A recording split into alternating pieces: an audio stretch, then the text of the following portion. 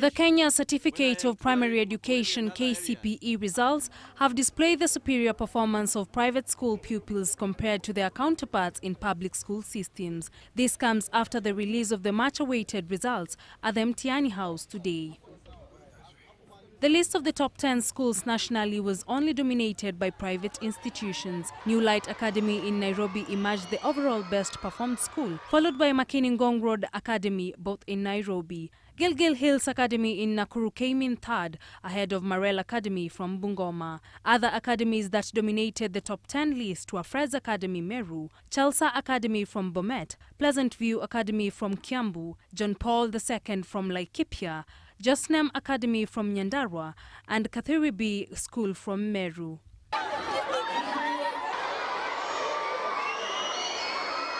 Officials from both the Kenya National Union of Teachers and the Kenya National Parents Association are concerned about this worrying trend and are convinced that something is wrong somewhere. NAT Deputy Secretary General Xavier Nyamu says that one of the reasons students from public schools performed poorly was because of the government's inability to release funds for the free primary education on time, and this greatly affected the students.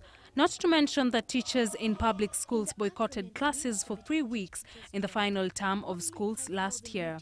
The minister have just said the funds that are supposed to cater for public schools, even up to now, and it is not only this term, every other time those funds come after almost at the end of the term. And these are the funds that are supposed to cater for the children as they go to school. But if you go to private schools, you cannot leave your child in class before you pay the fees. The other thing that's also of great concern is the performance of private the minister has read across the counties in the countries, and we have realized the private schools are taking the lead.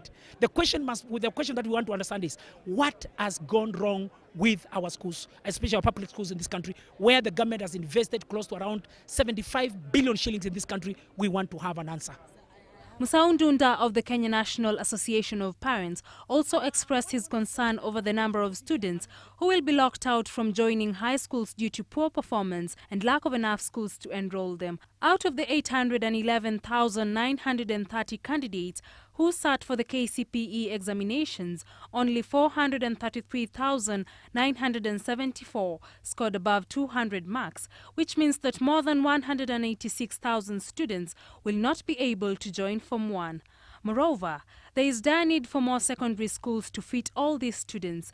Currently, there are only 7,500 secondary schools in the country, not even half of what is needed for the ever-increasing number of candidates annually. Annette Akisa, GBS News.